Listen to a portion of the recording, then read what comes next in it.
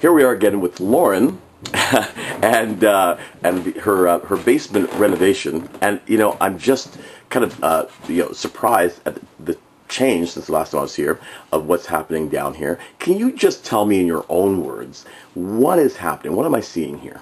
Well, there's been a metamorphosis that's occurred here that's just been awesome. Like right now, I can say we're probably right at the midpoint because everything feels like it's come together because of the fact that the walls are now up. The drywall part is now complete. So that being said, I can actually picture what this is all going to be like when it's done. And so far, it's great.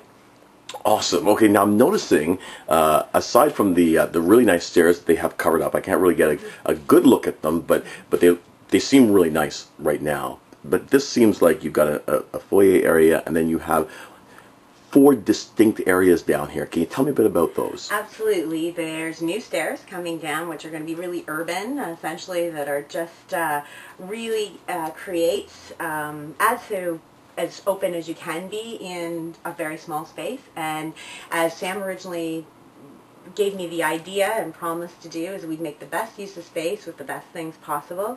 And he always made me think about, can you picture a suite in a hotel in, say, New York City?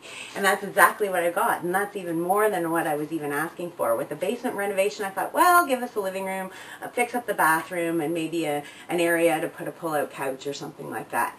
And really, Sam has turned it into a real urban loft-like feel in a basement, creating spaces that are actually going to be an office as well as play area for the kids, bathroom with a really deluxe shower that's like head to toe jets, and it's pretty amazing. It's going to go along the whole wall, which is incredible. In here, lots of storage room where the furnace is, but they've actually made a storage area. As you continue back here, there's going to be a glass jetty or frosted glass that's just going to hide the image of a stackable washer and dryer, but it's going to look really cool because he's actually said we're going to put a kitchen in here, like a little mini one with a little bar and bar stools. And I thought, you're crazy, I can't see how this is going to pan out, and so far there's tons of space. So that's what's going to occur here, which is great. And then on the other side is the whole other living area with the Murphy bed that's going to pull out. So essentially this is hotel suite galore. So it's sweet. Okay, that's awesome, and I can definitely see the distinct spaces that have been laid out here. It's amazing. When I was down here before, it was dark. It just seemed like the ceiling kind of hung a little lower. And now, was this completely your idea, or how much of this layout was you, and how much was it influences from Sam? There was lots of influence. I would say more so from Sam. He's really got an eye. He's creative, and like I said before in the past video, he does everything from start to finish, right, in regards to starting with the ideas and doing the drawings to being here on actually a very regular basis with great ideas. So I'd say it's mostly him, and especially with the water tank idea too. That was the coolest thing. It gave us so much space. This big, ugly, junky thing, and now we've got this sleek little water tank that's going to be behind a closet. It's going to look really good. Okay, brilliant. Now, you mentioned before while we were off camera about the ceiling treatment and the floor treatment. Can you tell me a little bit about what we're doing with the ceiling? Well, this I thought was like an impossible task. I mean, the ceiling prior to any of this had like wires hanging down. The ductwork was all down here that you had to like duck every time you were walking around. There was really no effective use of space. Now I can say everything is tucked up neatly, and it looks really loft-like, I guess, with the exposed piping.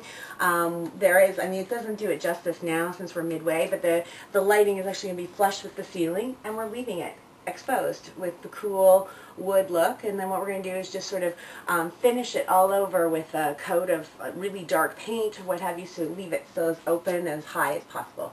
Oh, I see what you're saying. Yeah, it gives that in a very kind of shallow space, it gives it a lot of depth. That's awesome. Now, from the first time I was here, were there any, unforeseen challenges that came up that you had to, maybe do a little tug of war with Sam and the RenoWOW team, and then managed to get it resolved? Anything came up? You know what, there's always a few things, and it was so funny because I was just like, this is only day 3, don't tell me this is going to happen lots, and he's like, it won't. And so far there was only a couple of things, and it was a matter of a quick conversation. There's certain things, obviously, when you get involved in renovations, there is the unforeseen, and there was an issue with sort of making sure with the ductwork. We could have done the original plan, but really when the duct people came, they sort of said, this will ultimately sacrifice the very top rooms of our house. So if we continue like this, fine, so be it, but we don't think she'll be happy in the future. So they actually came up with other ideas that were sort of like, okay, we'll put in another vent. They moved things a little bit differently, but it all got done properly. It was just those sort of things you don't know until you start getting in and cutting open and that sort of thing. So that was fine by us. As far as that, maybe, because the ceiling's a little low, there's a really cool torch light that I really love, but it's a little too high. It will burn the ceiling. So I guess I have to pick something else, but that's okay.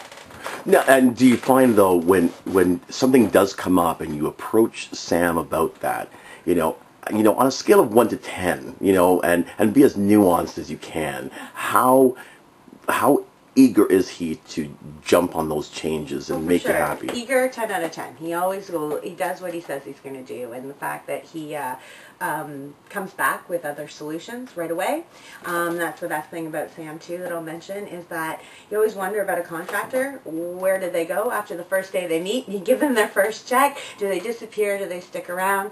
Sam is always here, and he's always either an email away or a text, or he's here. So that being said, he was actually able to email alternatives to me while I was at work, and then the next thing you know, when he comes in, he's got samples to show, and we were able to fix the outcome and pick something equally as good, just a little bit different style, but it still will look great. Brilliant. Now, I'm coming back. Okay. Right? So now if you can project forward to that day when I come back and this is finished, what do you think I'm going to experience as the videographer here? You know what? There's nothing less than the wow factor, right? This is RenoWOW, so you know what? I think it's got to be that. And your satisfaction right now is?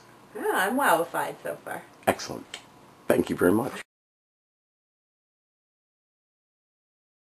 I'm planning that it's going to be a similar experience to my other clients, where they walk down the unveiling and it's, wow, I can't believe you've transformed this space. You haven't changed it, you've transformed it. Because really, that's what it's all about. Is when my client says, you know what, I can't believe that you've taken from where we were to this, and it's absolutely wonderful, and you've done it on time, you've done it on budget, there's been no hassles. That's the best referral and the best recommendation I could ask for, and that's my goal. Sam, thank you very much. Thanks. I love your energy, man. Thank you, man. Okay.